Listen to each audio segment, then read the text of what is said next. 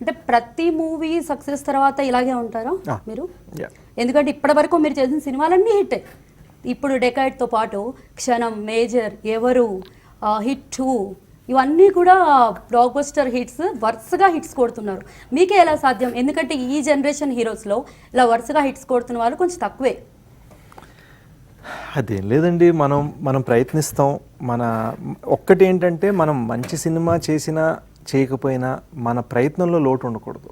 And మిగిలింది మనం దేవుడికి వదిలేయాలి, ప్రజలకు వదిలేయాలి. సో ఐ థింక్ నాలో ఉన్న ఒకే ఒక మేజర్ ప్లస్ పాయింట్ ఏంటంటే మన సెట్లో నేను హార్డెస్ట్ వర్కర్. సో అది మాత్రం నేను ఎప్పుడు మైండ్లో పెట్టుకుంటాను.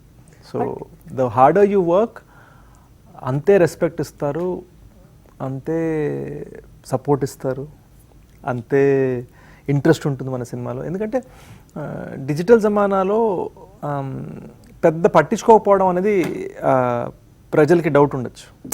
అంటే మా క్యాజువల్గా తీస్తారు. సో వాళ్ళకి ఆ కృషి కనిపించాలి.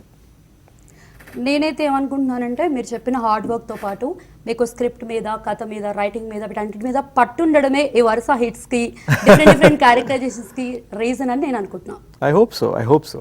అది మీరు చెప్పడం బెటర్, నాకు సెల్ఫ్ డబ్బా చేయలేదు. కాదు, అది నిజం కూడా. Thank you.